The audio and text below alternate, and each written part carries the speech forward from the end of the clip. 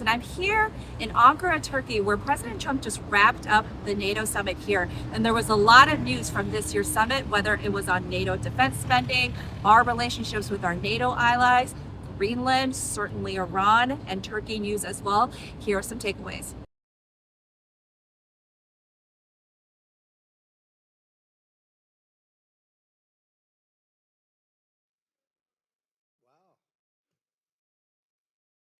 Well, it's important stuff. And our team out here, they're scum, they're sick people. They're led by sick people.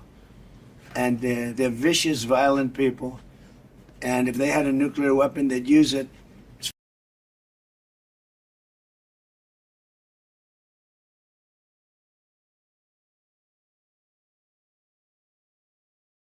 While we were sleeping here overnight, the U.S. launched fresh strikes on Iran. And when reporters here asked President Trump at the summit, what is going on with that ceasefire? Is that memorandum of understanding no longer valid?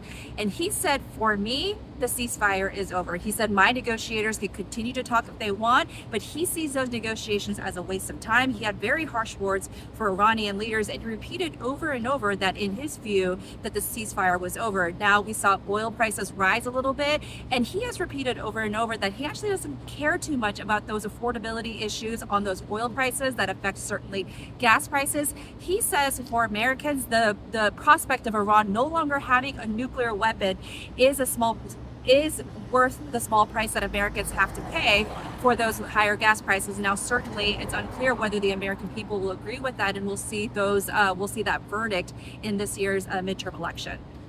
Oh, sorry.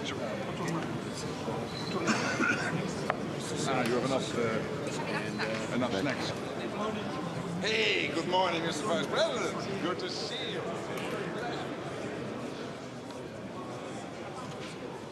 A role, but first now, let's see what happens over the coming days and weeks.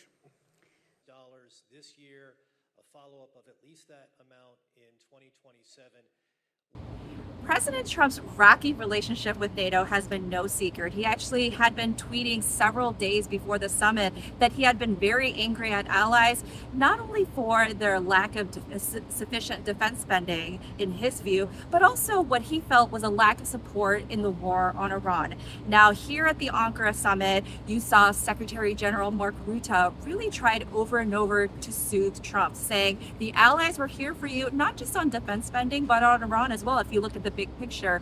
And he said all the advancements that the NATO alliance has made on defense spending would not have happened except for President Trump. And we really saw a change of tone, a change in attitude, if you will, from the president at his press conference that just wrapped up moments ago. He said that there was a lot of love in the room when NATO leaders met, and that there was a lot of unity as well. Those are not words that we would have expected to hear from the president at the start of the summit, but he left Ankara, Turkey on a good note as it relates to the NATO alliance. That's a lot of press. Wow. And they have a lot of good in their heart, not evil, good.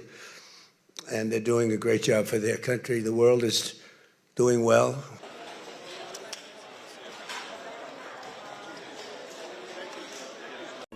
If you like this video, then like, share and subscribe to ET Now.